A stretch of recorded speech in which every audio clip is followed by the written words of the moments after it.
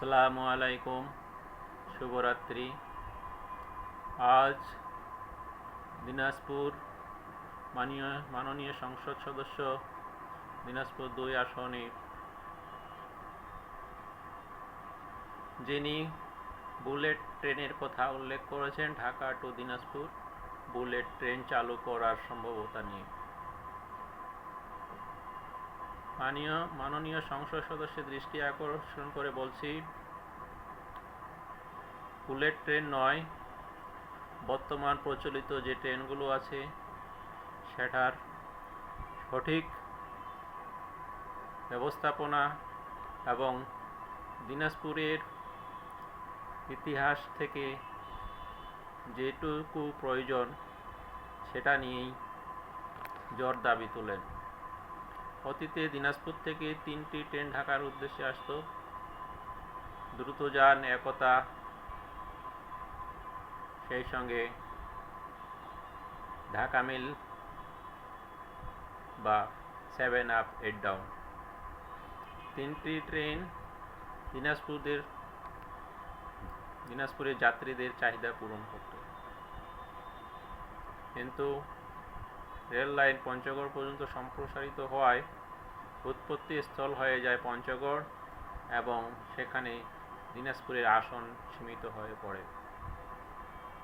সেই পরিপ্রেক্ষিতে bullet train নয়, দিনাজপুর থেকে নতুন কোনো ট্রেন দেওয়া যায় কি না সেটা অবশ্যই চিন্তা করার বিষয়।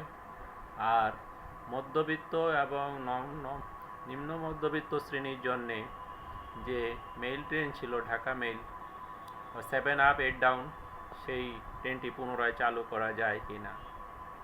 বর্তমান পরিবহন সেক্টরে যে পরিমাণ খরচ হচ্ছে যাত্রীদের জন্যে, সাধারণত বাসে নন এসি গাড়িগুলোতে 800-900 হাজার টাকা এবং এসিগুলো 1200-1400, স্লিপার 2500 টাকা। এত ব্যয়বহুল হয়েছে দিনাজপুর যাতায়াত করা। সেই পরিপ্রেক্ষিতে যারা নিম্ন মধ্য শ্রেণী তাদের জন্যে একটা নাভিশ্বাস সৃষ্টি হয়ে গেছে। সেই বিষয়টি সমাধান করার জন্যে আমাদের একটি মেইল ট্রেনের প্রয়োজন। যে সব মেইল ট্রেন রাজশাহী রুটে আছে, চিটাগাং রুটে আছে, সিলেট রুটে আছে, বিভিন্ন রুটে মেইল ট্রেন আছে, সেই একটি মেইল ট্রেন চালু করা অত্যন্ত জরুরি।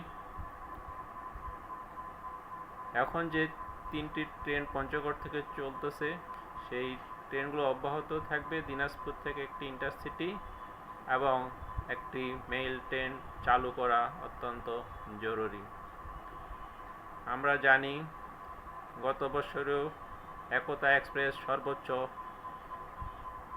আয় করেছে এই পশ্চিমাঞ্চল জোন থেকে রেলওয়ের। দিনাজপুরে রেলের যাত্রী প্রচুর। ঢাকা, চিটাগাং, রাজশাহীর পরেই দিনাজপুরের যাত্রী, এবং দিনাজপুরের যাত্রা একটু লং রুটের যাত্রা।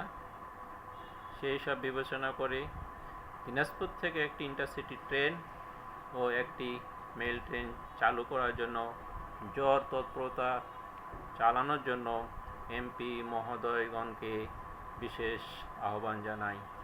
আলী বাবা, বিটিভি, ঢাকা।